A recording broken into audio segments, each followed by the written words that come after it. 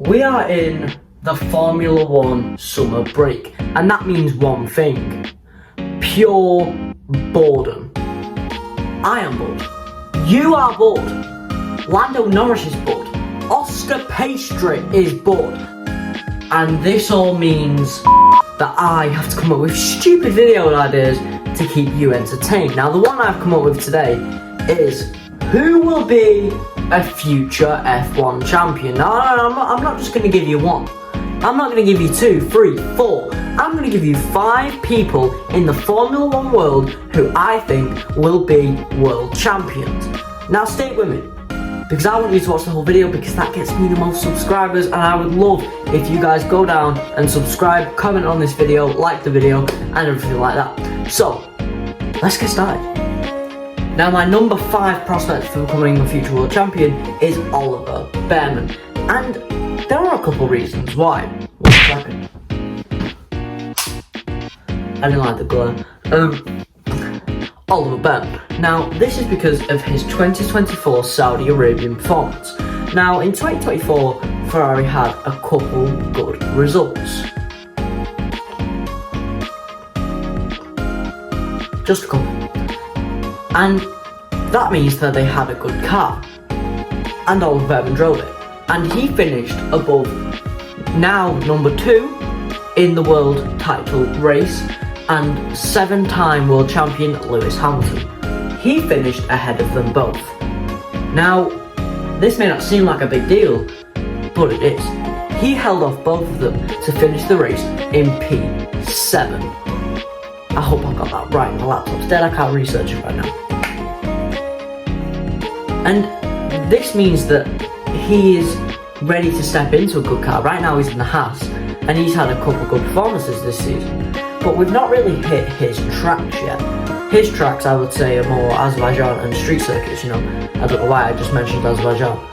We've not really hit his circuits yet, and this means that when it comes time to racing them circuits, he will perform well. I would be willing to bet this £1, okay? I will throw that out my window if he doesn't finish above P7 in Azerbaijan.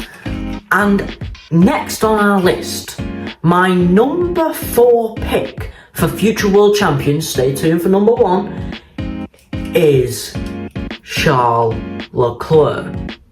And now listen, I know it's cheap, I know, you're all booing me, whatever, okay? But I trust it can happen, and the reason I trust this can happen is because look at this dude's career results. I'm gonna read them out real quick. He's an 8-time race winner. He's won in places like Belgium, Monza, Bahrain,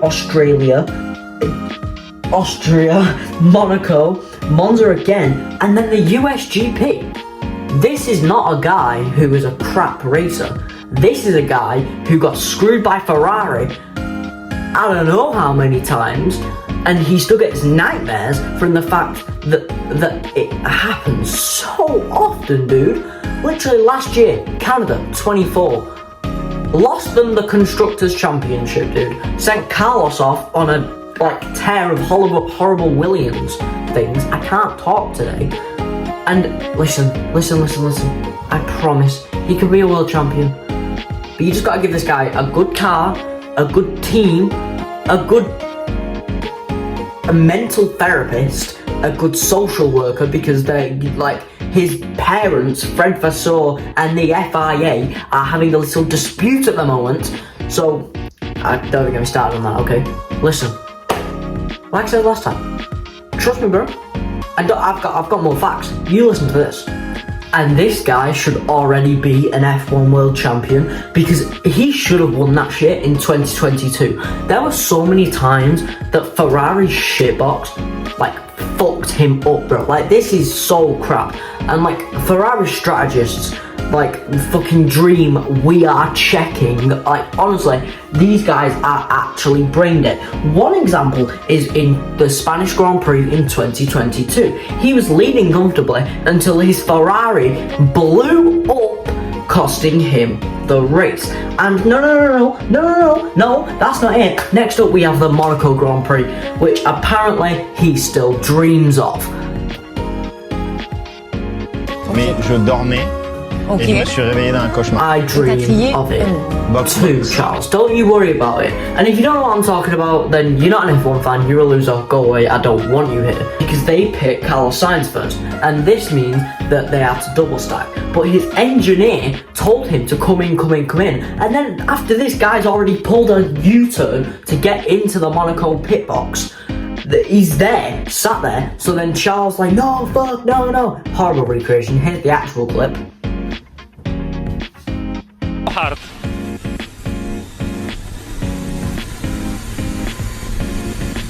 Stay out. Fuck! What? That Ferrari team needs to get themselves checked. And no, that's not it. Azerbaijan, his engine failed again when he was leading. And wait. This was his second engine failure of 3 races while leading a GP. Like, what the fuck? And now in the Canadian Grand Prix, due to the past fuck-ups from Ferrari, he now has to take an engine penalty.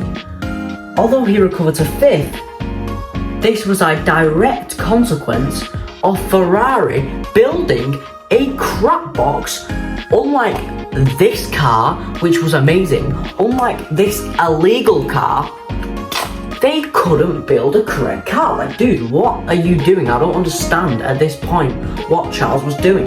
But no, it was not over. In the Hungarian Grand Prix, Ferrari, in their, clown brain, decided to put Charles on hard tyres, which was proved by other cars was working as well as the Ferrari.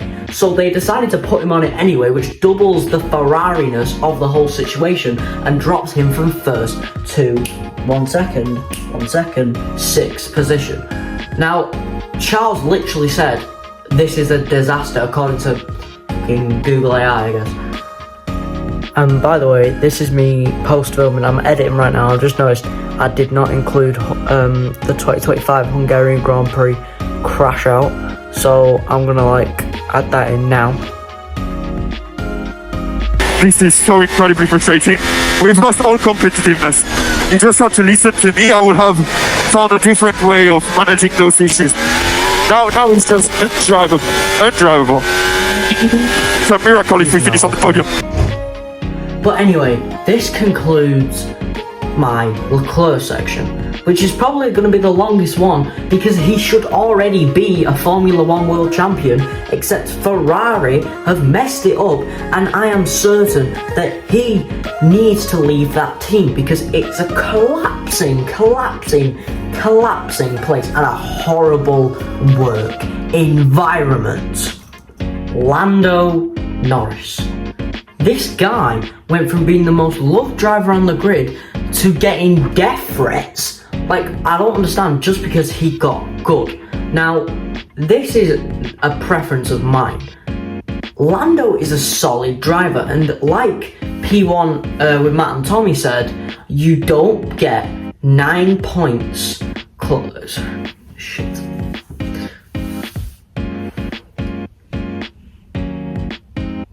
Is Lando Norris. Now, this guy went from being the most loved driver on the grid to being hated by literally everyone for no reason. And I'll tell you why. That's because he got good and he started beating your favourite drivers, just like Denny Hamlin said. I beat your favorite driver. Who would that be? And this guy is a good driver, man, and he just gets so much hate because he's good, and you don't get, like P1 with Matt and Tommy said, you're not a bad driver and you're not a horrible F1 driver like Lance Stroll, don't know why I'm throwing shade at him, by being 9 points behind the championship leader and leading the championship for the first 4 races. This guy is a good driver and he's just hated. He is a 9-time Formula 1 race winner, winning at circuits so I can't, I will name every circuit off the top of my head, no Google, no anything, because I like this guy. He's good at driving. We have Miami. He then went on to win in... Shit, I say I'm an F1 fan. I actually can't remember. Zandvoort. He then went to win Zandvoort. Then he won in Singapore. Then he won in Abu Dhabi. That was just 2024. Now in 2025, where he became a real championship contender. He finished first in Australia. Sorry, I really do like this guy. He's one of my favourites, but I'm really not shitty memory. He then won in Monaco, one of the hardest circuits to win because you need pole position, and he came together. He did not fumble, he did not bottle the race start, which is mostly important there in Monaco, and I will admit, it is one of his many flaws. Then, he went on a 3-race win streak of Austria, Britain, his home race, and most recently, Hungary. He should have won in Belgium, but fumbled the race start. Okay, I get it. But he did have an engine problem, which I get, but Oscar's a really good driver. We'll get to that in a little bit.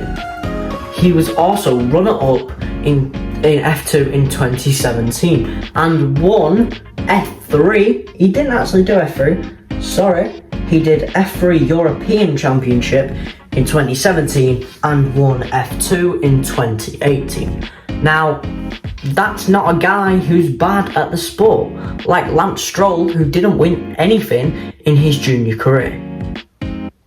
I just hate Lance Stroll.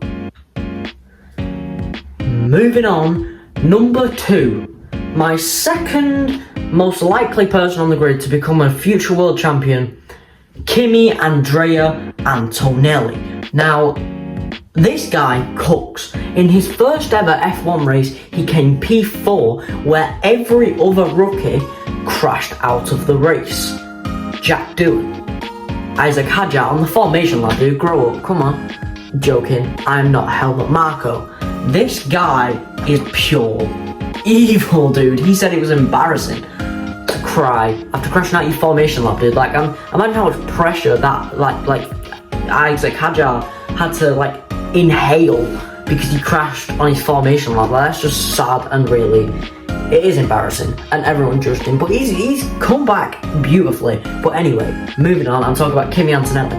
He came P4, then he finished P6, and then his first ever time out of the points was in Bahrain, where he got P11, just one place off. He then got a P6 in Saudi Arabia. He then got another P6 in Miami. He DNF'd in Imola because of a car failure, not his fault. Okay, not his fault. Then in Monaco, P18, because it's just a crap track you can't overtake, and it was his fault. This time he crashed out in qualifying. That's his fault, I get it, but it's a rookie mistake. I get it. He then went on to DNF the Spanish Grand Prix, but then come back with a boom in his next race, getting his maiden podium in F1, coming P3 in the Canadian Grand Prix, after Lando Norris absolutely abolished Senna's quote and went for a gap that didn't exist. He then went on to DNF in the Austrian Grand Prix, the British Grand Prix, but the British Grand Prix was not his fault. Isaac Hadjar just decided to bang, kill this guy coming out of the cop's corner, like some Lewis Hamilton, Max Verstappen stuff. Come on, dude, chill out. Then he got a P16 in Belgium. Bad race, I get it. And then he came P10 in the Hungarian Grand Prix, which is a points finish. Wow, this dude is good. And even though it's been a bad run of form, he shows talent, and it's clear that he's got this talent and that he can use all of these mishaps to move forward and win races. Now, this guy's had a really good junior career as well. Talking about his he then got an F1 win. Sorry. He then got an F2 win in a sprint race at Silverstone and a win in a feature race in Hungary. Holy crap, this kid, I know I'm ultimately this guy is. I know I'm like glazing this guy, and literally he's right now, but I swear to God, he is such a good driver. And let's talk about his F3 results.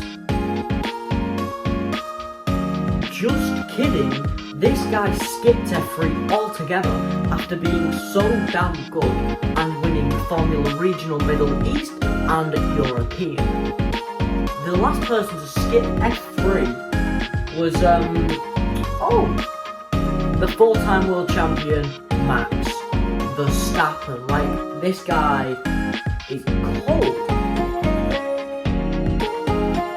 Now let's talk about Oscar Piastri. This guy is my number one pick for a future F1 world champion, and that is because I think he will win it this year. I am a Lando Norris fan, but I don't think you guys know that. Anyway, let's take a look at Oscar Piastri's 2025 race results. Australian GP, P9. This guy decided to go off in the last corner. Not off the last lap though, so it's not as embarrassing. Next race he comes back with a bang, winning the Chinese Grand Prix, coming P3 in Japan, P1 in Bahrain, P1 in Saudi Arabia, P1 in Miami, and P3 in Imola. Then he comes P3 in Monaco, P1 in Spain, P4 in Canada, P2 in Austria, P2 in Britain because of a bogus penalty, P1 in Belgium, and P2 in Hungary. God dang. This guy has won 6 races this year. I don't know how he does that, considering he has Max Verstappen and Lando Norris up his booty hole. Like, this guy has the same facial expression. Like, say his dad explodes 8,000 times in front of his face, his facial expression will be like this. Say he gets his first F1 race win, his expression will be like this. But if he wins Grill the Grid again, his expression will be like this. He only cares about Grill the Grid, let's be honest.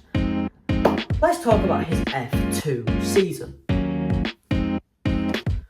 Of course, this boss man won in 2021 in the F2 Championship, claiming 6 victories. So I have to read this because there is so many achievements. He got 6 victories, 11 podium finishes, 5 different poles being consecutive, which set a record, by the way.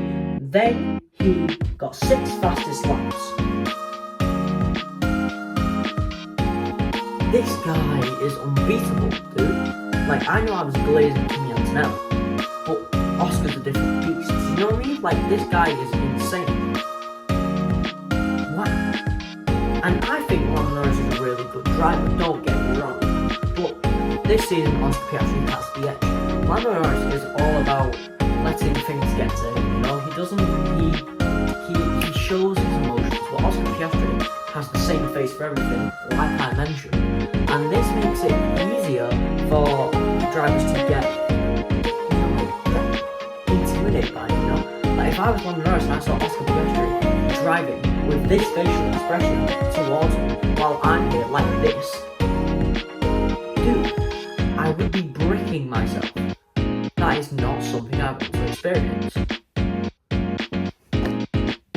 So now you have my top 5 future F1 world champions.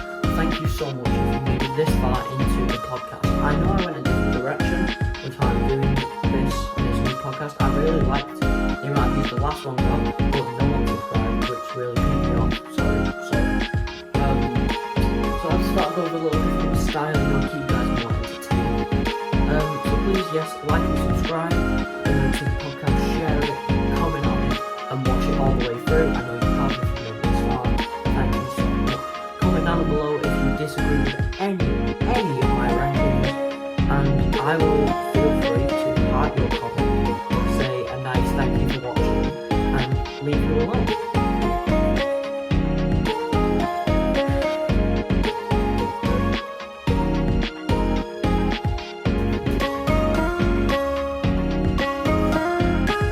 And as always, keep your overtaking obsession alive. Thank you.